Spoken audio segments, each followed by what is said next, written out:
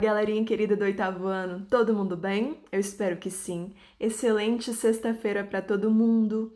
Gostaria muito de agradecer a cada um que está assistindo ao vídeo, deixando o nomezinho aqui embaixo. Isso é uma forma muito gratificante de saber que você está acompanhando a aula e é um prazer imenso poder estar aqui tentando te ajudar de alguma forma, tá bom? E a gente vai dando continuidade às nossas aulas de interpretação textual, dando continuidade a essa sequência lógica que a gente vem montando, né? Dos nossos momentos de reflexão, que são momentos importantes para a gente conseguir compreender o que o próprio capítulo está pedindo da gente e, acima de tudo, a gente conseguir trabalhar com a ideia de nos tornarmos um ser humano melhor, né? Por quê? Porque a gente vai falando a respeito dos refugiados na última aula, né? Tenho certeza que muita gente foi pesquisar depois a respeito, temos várias obras literárias, inclusive, que falam a respeito disso, né? Que vem mostrando a luta dessas pessoas pela sobrevivência, né? Por um lugar melhor, para a questão mesmo do próprio bem da família, né? Para dar a questão do sustento dessas crianças que possuem. E aí a gente vai dando continuidade, pega o seu material, sente-se em um lugar tranquilo, arejado, concentração total. E aí eu coloquei pra gente começar a nossa aula muito bem. Essa imagem, exatamente. Muita gente já deve estar fazendo um comparativo aí com a questão do derretimento das geleiras. Muito bem, excelente pensamento que você já teve, né?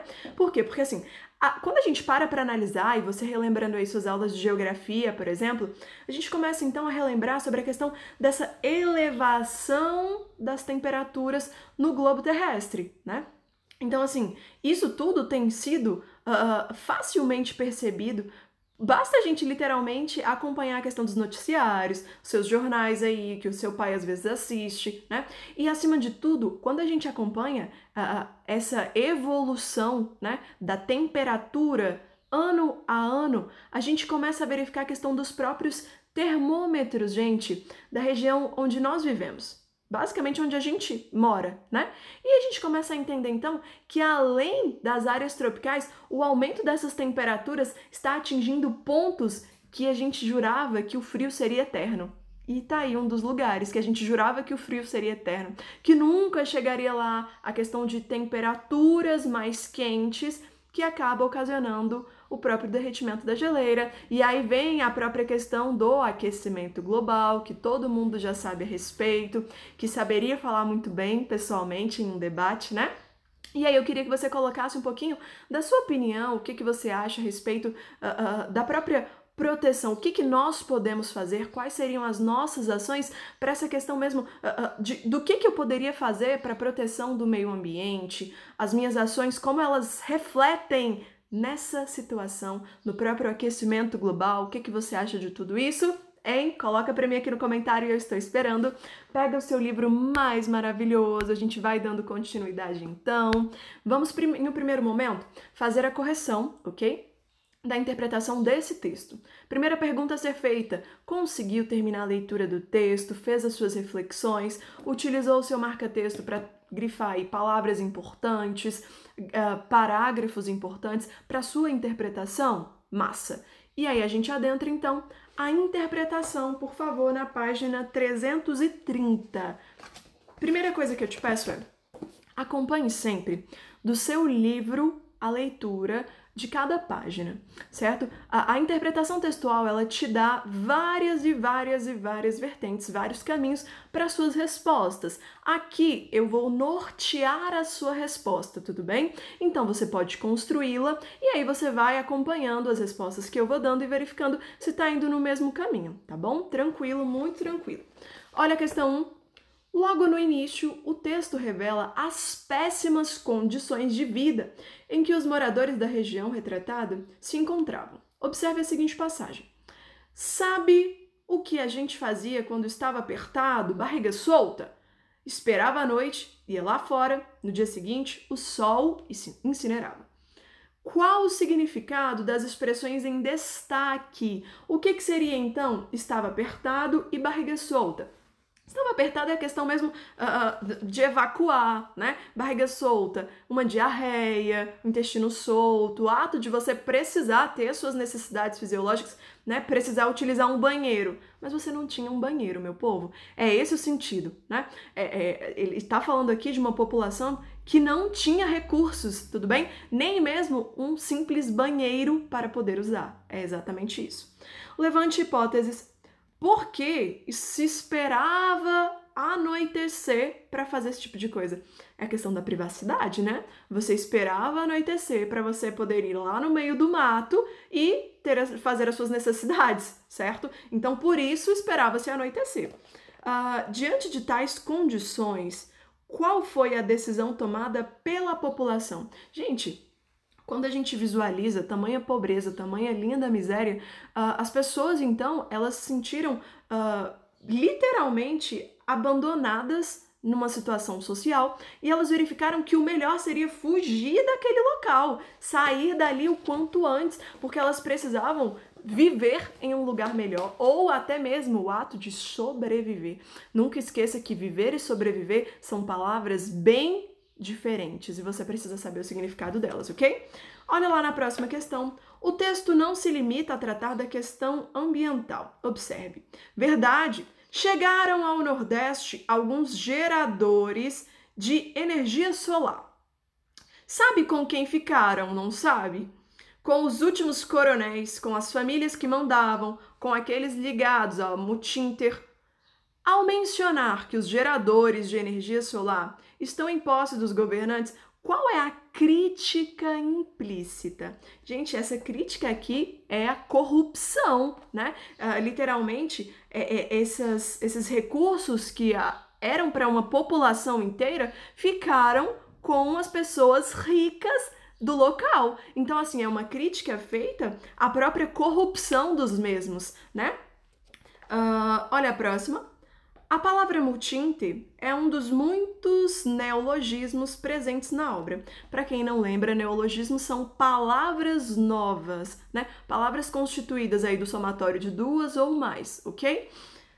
No enredo, ela se refere a áreas nobres habitadas, exclusivamente uma área para estrangeiros, ok? Uma área nobre, produzida, reservada aos estrangeiros, certo? Nesse caso, em que reside a crítica ao tratamento que é diferenciado para esses estrangeiros. Por quê? Porque a população local que nasceu ali não tinha nenhum privilégio como eles que vieram de outros lugares e tinham. Eles tinham um local nobre específico para estrangeiros. E os próprios moradores nascidos ali não tinham absolutamente nada, certo? E a gente continua na questão 3. A situação vivida pelos habitantes do local era trágica e a fuga difícil. Ainda assim, algumas pessoas carregavam muita bagagem. Qual é a justificativa apontada pelo narrador a esse fato? Gente, a gente tem aí algo que a gente chama de apego material. Essas pessoas aí, o pouco que elas construíram, que elas conseguiram adquirir na vida, elas sentiam, né, a necessidade de levar com elas nessa fuga e tudo mais. Então, não interessava se era um colchão, eles queriam porque queriam levar, porque era a única coisa que eles tinham adquirido na vida. Então, esse apego material é o reflexo disso daí, tá bom? Olha a próxima. Eram diversos os grupos de fuga e eles se juntavam no caminho, pois tinham um objetivo em comum: chegar à Cidade Estrela. Qual era o desejo das pessoas caso conseguissem chegar até lá? Qual seria, então, o maior desejo dessas pessoas? Seria viver num lugar melhor, a questão de comer, porque em muitos momentos eles não tinham nem comida, a questão do próprio trabalho, conseguir um trabalho, conseguir o sustento da família, dos filhos, né? Considerando o nome da cidade, esse desejo seria possível? E aí, o que você colocou? Você acha que seria possível, então, pelo próprio nome da cidade? Eu acho que a Cidade Estrela já dá uma ideia de que é um lugar recheado de sonhos, né? Que ali, quem sabe, você poderia se encontrar uma vida melhor, um local onde você poderia ter uma vida melhor, né? E aí, a gente vai para a questão 5.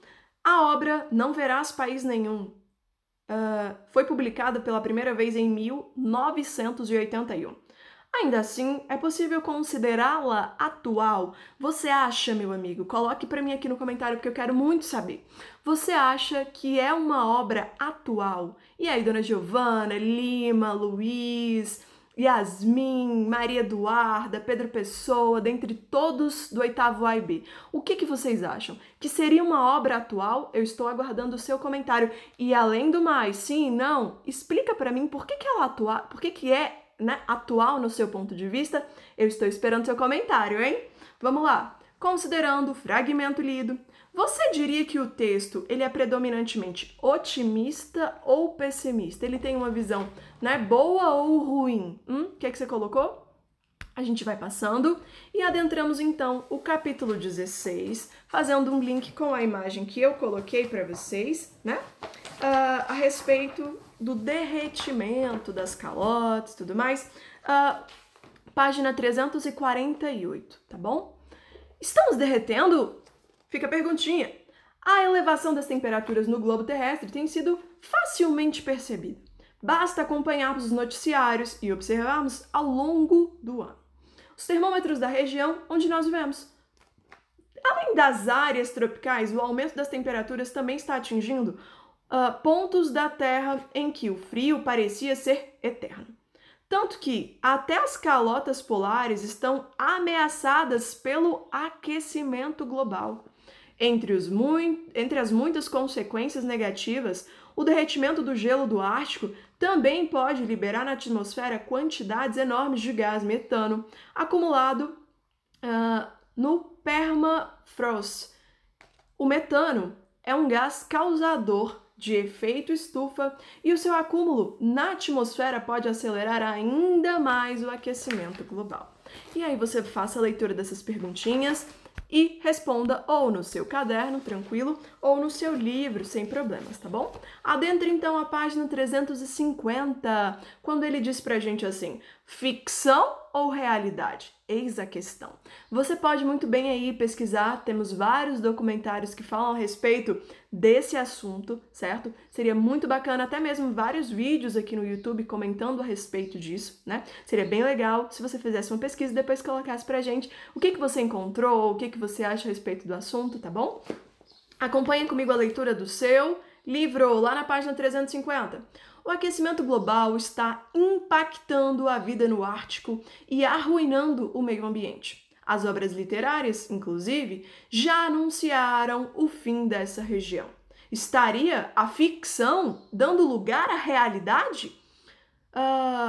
Hans, em seu livro No País das Sombras Longas, coloca-nos em contato com a história e a cultura dos povos esquimós, ao narrar a trajetória de Ernekek, um caçador habilidoso. Na obra são descritas as fantásticas soluções encontradas pelos habitantes desse território inóspito para garantir sua sobrevivência. Dentre elas destacam-se as casas construídas de gelo, os famosos iglus e as lâmpadas que, devido à inexistência de madeira na região, são acesas com gordura de baleia ou foca.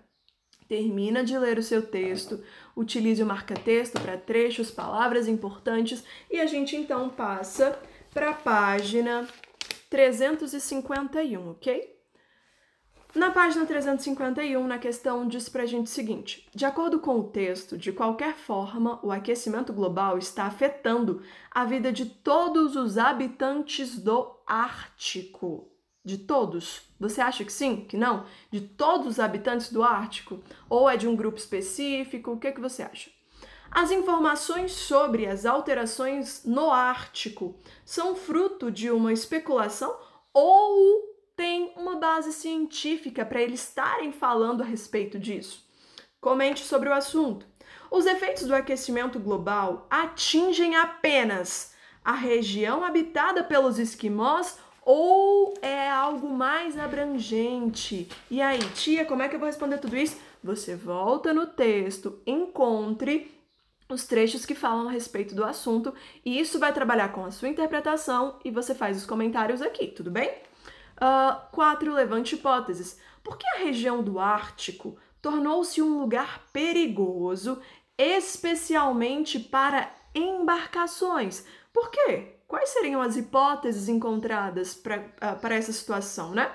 E na 5, ao final do texto, somos informados de que alguns especuladores aguardam ansiosamente pelo degelo das calotas polares. Qual seria a razão para isso existir? Essas pessoas aguardando tranquilamente, querendo o derretimento das calotas polares. Por quê? Qual seria o motivo, a razão para isso? O que você acha da postura desses especuladores, dessa galera que tá ali, ó, aguardando tranquilamente o derretimento dessas geleiras? O que você acha dessa ação, né? Quais seriam esses motivos? Você acha plausível? Não? E aí, meu amigo? A gente volta na próxima aula corrigindo todos os exercícios, tá bom? Espero que você faça a leitura do seu texto tranquilamente e depois venha para esses exercíciozinhos, tá bom? Um beijo enorme para cada um de vocês. Eu aguardo nos comentários a sua opinião a respeito daquelas questões que eu perguntei, viu? Beijo grande!